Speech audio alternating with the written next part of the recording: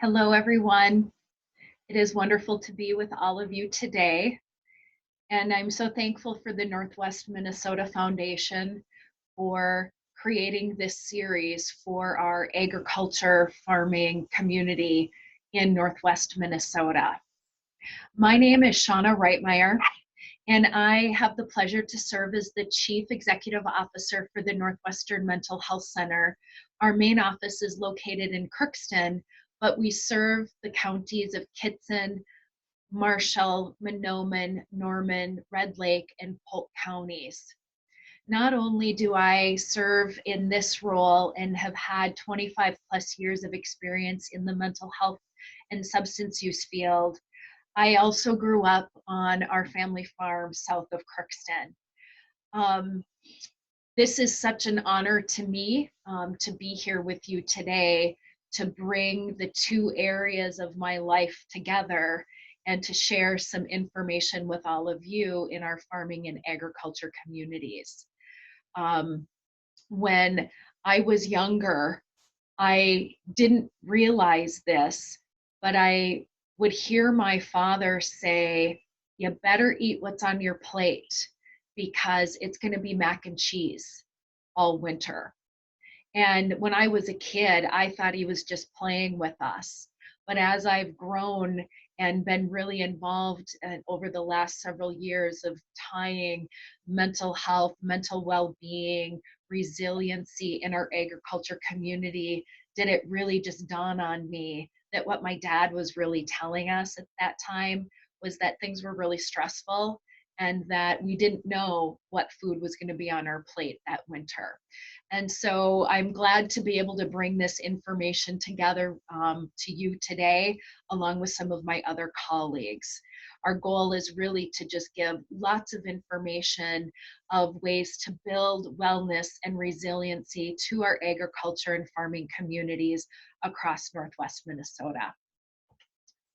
So my focus today is on ways to identify the managing of stress in a way that is, in the end, really going to be helpful for you, and then to highlight some of the areas that may be considered hurtful so that you are aware of those, so you can be focusing on maybe turning that corner on ways that managing stress will be helpful for you and your family and your farm.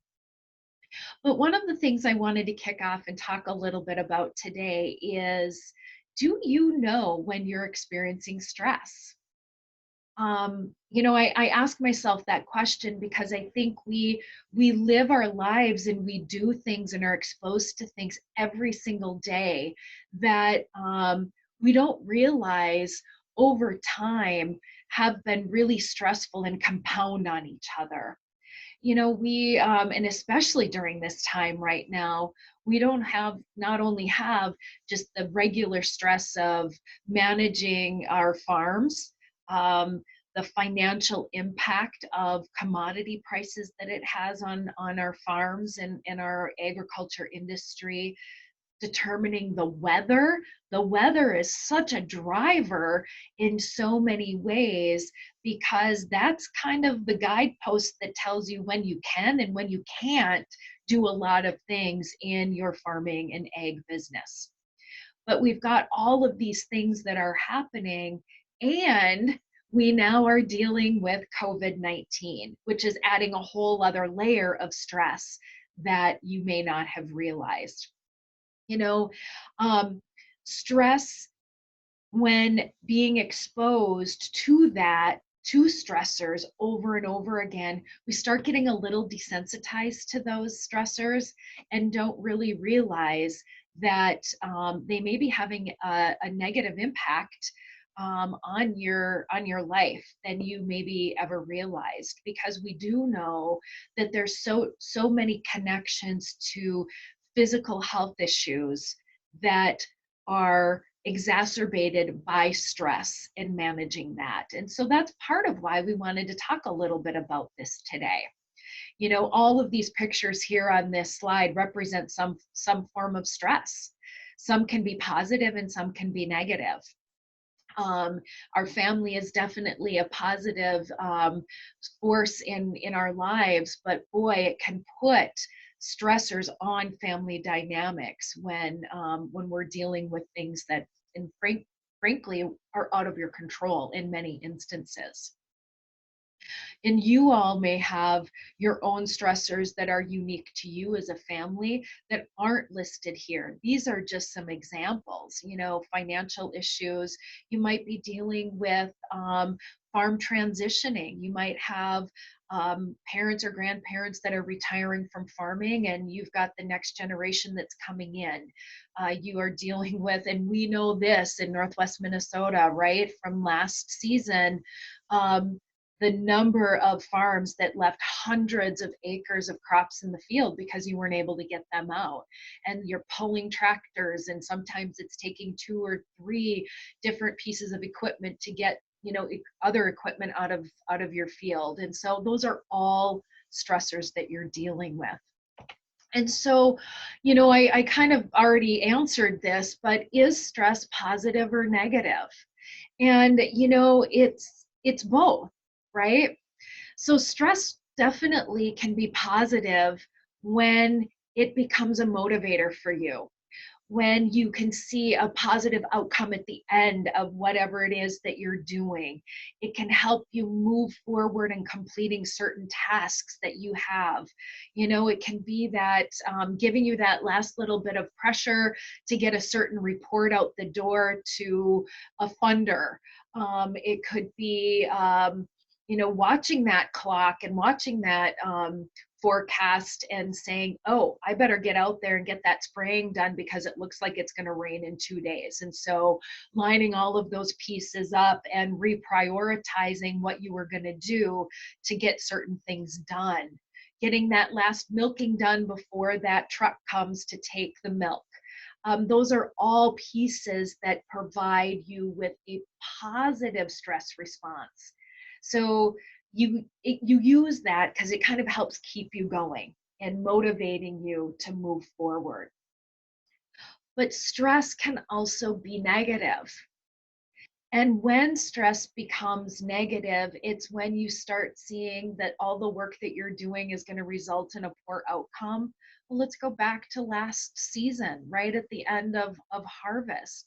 Well, you know what? You weren't going to be able to get those beets out of the field. You weren't going to be able to get those soybeans harvested.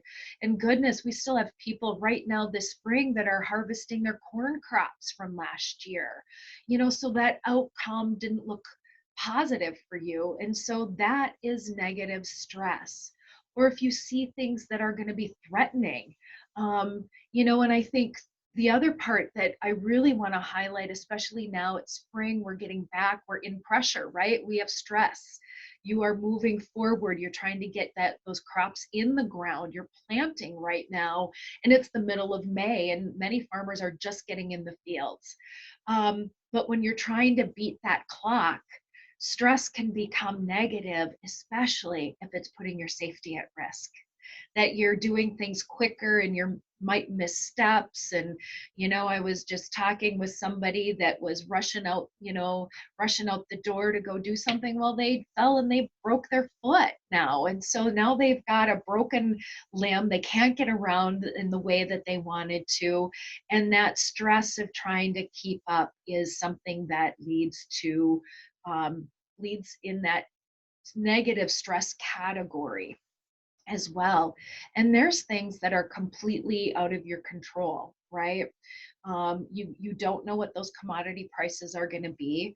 You're going to put more effort into getting your crop out, and you're not going to get that return on that investment. Your yields might not come in the way you were hoping for because of a drought during the season, or you know, prices just plummet. Those are all things that I'm sure you're all experiencing. And that's when things are negative, when you can't see something that's positive at the end. And when it really becomes, your life becomes unmanageable, is when things become even more negative, or you get to the point where you get so overwhelmed that you almost become paralyzed and you're not able to move forward. When you see the next thing that's happening and you're struggling with trying to put this new task or new pressure in the midst of everything else, and you just start to lose momentum and you start losing that ability to continue to move forward. That's when stress really starts becoming negative. When you start feeling aches and pains, when you start feeling and you start getting ill, getting colds, getting just worn down, your body is telling you that you are reacting to a lot of stress. And so those are some things to think about. While stress is positive, as long as it's keeping you going and motivating you. But when things start turning unmanageable, when things start being kind of, when you start getting immobilized, that's when you know that the stress has now turned and it's having more of a negative impact on your life. So how do you manage stress? Okay. So there are definitely some things that are helpful in managing stress, and we're going to talk about those today. And there are things that are going to be hurtful. But we're going to leave the helpful things for last because I want you to walk out with positive things and high notes that you're able to think about. So I want to talk a little bit about some of those things first that are hurtful. And we don't do those things on purpose. We don't purposefully think we're hurting ourselves when we're doing that.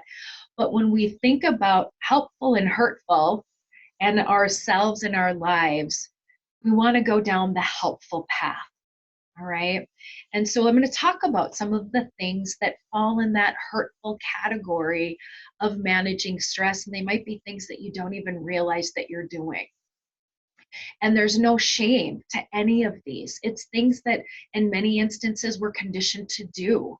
Or we've grown up and we're following suit with what we've learned or what we've read or what we think.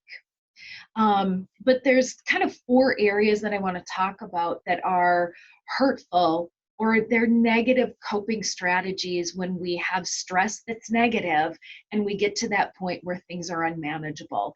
And the first one is really that avoidance. You know, we, especially in our area, we are stoic creatures. Farmers, in particular, are more stoic humans, and we don't like to talk about our stress. You know, we like to say, well, what's the use in talking about it? It's not going to change anyways, right? And I don't mean to mimic or, you know, minimize that, or I'm not by any means making fun of anyone. I grew up with that. Well, we don't need to talk about that because we can't change it. Well, what I do know is that talking about the stress that you're experiencing takes a weight off of your shoulders. And by not talking about the stress can lead to other stressors. It can lead to breakdowns in communication with your family, with your spouse, with your farming partners, whether that's your family or you've got other people that you've gone into a farming business together, and not talking about that can lead to communication barriers, which can lead to trust issues, which then leads to arguing, dissension within that, what would be some of your most trusted relationships that you have. The other area where avoidance falls in is that if you have lenders that you owe money to, and they're trying to reach out to you and you're just not making that phone call back to them, avoiding those conversations adds more stress, and there's shame behind that. A lot of farmers and a lot of people in the ag community feel that, oh, I don't want to have that conversation. I have shame because I believe that I'm not farming as well as I could, and I don't want to own up to that. And that is this negative self-talk that isn't accurate. You can't predict the weather, right? You couldn't predict what was going to happen last year, that you weren't going to be able to get your crops out of the field, or you didn't know that we were going to get this snow and rain so late into this spring that you're not going to get your crops in. But by avoiding those conversations with lenders, you might lose opportunities that are afforded you in negotiating payment plans or ways to approach payment strategies that you have not thought of. And so avoidance is one of those big areas that is a negative coping skill. And I can tell, and my friend and colleague is going to talk a little bit more about the dynamics in relationships and marital relationships. But when we avoid communicating with our partners, with our spouses, I can tell you that the spouse that is knowing that their partner is under stress, all they're wanting is their partner to talk to them. They just want to have that communication. So avoiding, I would challenge you to have that conversation and say, oh, this is really stressful and I really don't know what the heck I'm doing. That is okay to do. And the people around you would love to hear that. And it will then take a weight off your shoulders. The other area that is a negative coping strategy is just numbing out. You know, we're so good as a society, you know, to, oh, I'm going to binge Netflix, right? Or I'm going to get in front of the TV and binge whatever streaming service or TV. That's a good way of checking out and not having to think about what's going on, not having conversations with your partner or with your family. Also numbing out can also be, you know, alcohol and substances. You know, are you coming home and having open and cracking up that beer? You know, cracking open a beer right away, and that's the first thing that you do when you get home at the end of the day.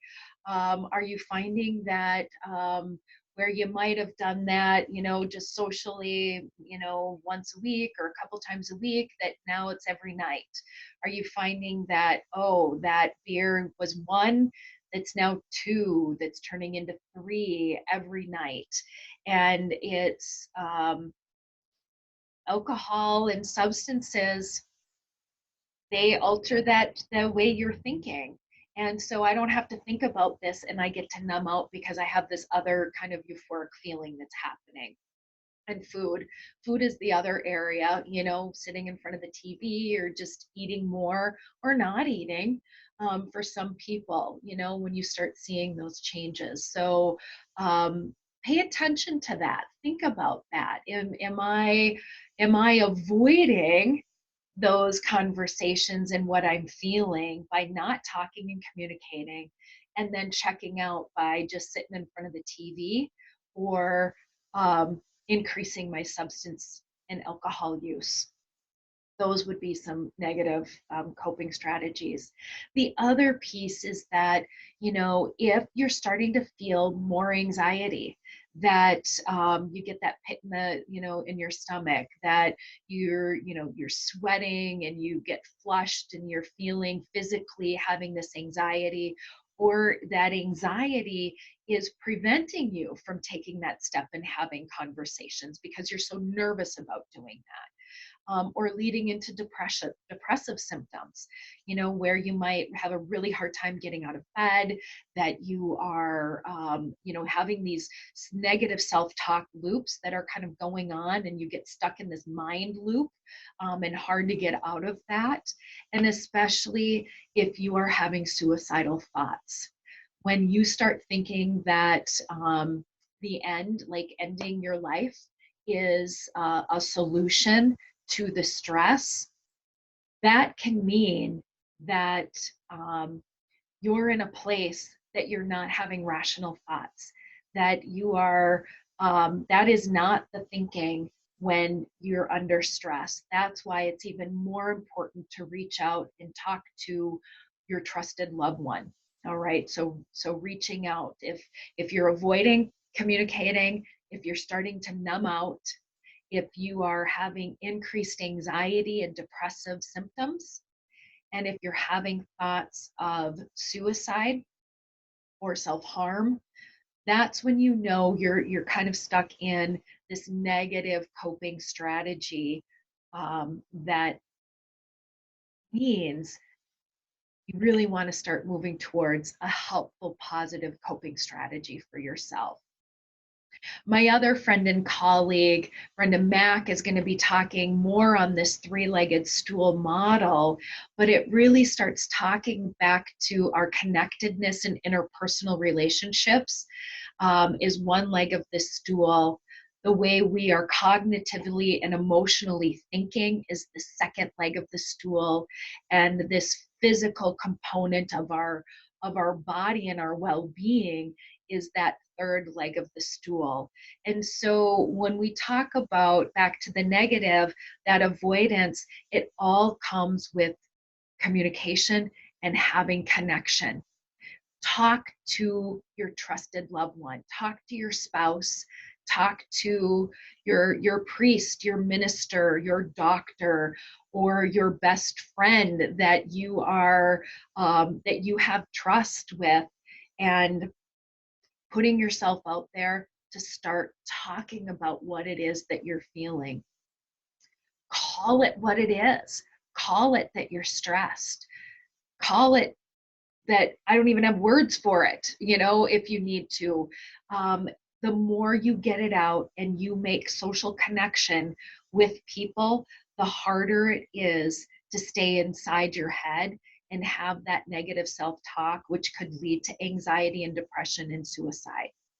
So acknowledge the stress, acknowledge the feeling that you have, and connect with someone and talk about it. Now, that might be easier said than done, and I realize that. So start small. Start with one person and just, test the waters. You don't have to jump in and start telling your whole life story. It is little incremental steps. But that one positive coping strategy is talking and connecting with people that are important to you. Who's your circle? Who's on Team Shauna? Who's my 3 a.m. friend or person that I'm going to call if something happens in the middle of the night and I need to talk to somebody? Who's that person I'm going to pick up the phone with and call? Make choices that are helpful for you. Are they positive coping skills? Think about gratitude. When you are struggling with all this stress, where can you find glimmers of hope and glimmers of gratitude? Where you don't have control over the weather, what do you have in front of you? Do you still have, your roof over your head? Do you have the meal at your table? Do you have your loved one beside you? Do you have your kids that you can hug and hear their laughter? Do you have that hot water in that shower that you get to take and wipe wash the grime of the day off of you? Finding those moments of gratitude, which is going to help rewire the brain to start thinking in a positive sense. What are 3 good things that happened to you in the day? At the end of the day, listing out and asking and finding what are 3 things that were good and why were they good and good for you? Those are proven strategies to have a reframing of that cognitive thinking that can help you think more positive, versus on the other hand of always going to the what if this happens, what if that happens, and spiraling into anxiety. And don't forget to take care of your body. Eating healthy, drinking water during the day and staying hydrated, getting sleep, moving, movement. And for farmers, in a lot of ways, that physical activity, if you're out checking fences, if you're, doing chores around the farm, getting out and just walking around the perimeter of your farm is going to bring the natural endorphins into your body that are natural antidepressants. So getting that physical activity helps you feel better. You are going to stay more limber, can help you eliminate and alleviate some, not get rid of totally. I mean, I need to be careful on that, but having the more nimble you are and moving around, the less risk you are of having accidents or injuries on your farm. And remember, what you put into your body fuels you. You're farmers, you feed the earth, right? And taking care of ourselves, eating healthy, nutritious meals, getting those nutrients are so important. And so the positive coping strategies is staying connected to people, talking about what you're feeling and acknowledging and putting the words to what you feel is going to be so helpful, because not only is it going to help you, you're modeling that with the people that you're talking to. Make the choices to think positive, to think of gratitude, think of those three good things that you can be doing. Laughing, if you're going to watch TV, watch a comedy, something that's going to make you laugh. Laughter, again, brings in those good endorphins. And take care of your body. Work on sleeping. If you find that you're struggling sleeping, work on setting a schedule, talk to your doctor about ways that you could potentially, help with sleep. But your body is what keeps you moving forward. And so the goal in this session today is stress is positive, but it can be negative. And when stress is negative, you could go down the path of some negative coping strategies like avoiding, numbing out. And you can go down the path of positive coping skills. Think of this three-legged stool, our social connectedness. In the time of COVID, while we're not supposed to be close together, does not mean we still can't be social with people. Stay connected and communicate.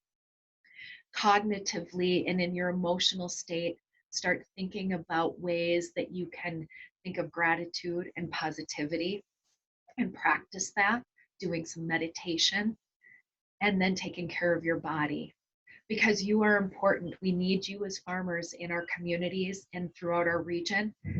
You are important, you are invaluable to us. So on these slides, if you are watching this recording, there are several resources. And I want to make sure that you access those. If you at all are feeling that you are having thoughts of hopelessness, thoughts of suicidal thoughts, suicidality, reach out and call the Suicide Prevention Lifeline. You can call the Minnesota Farm and Rural Helpline, or you can text for outreach to 741-741 in Minnesota, because we want you to be with us. We want you part of our communities. We want you thriving and positive and know how to manage this stress, because we know you're experiencing that every day. And again, thank you for everything that you do. And be well, stay healthy, stay safe, have a great farming season here in 2020, and be well.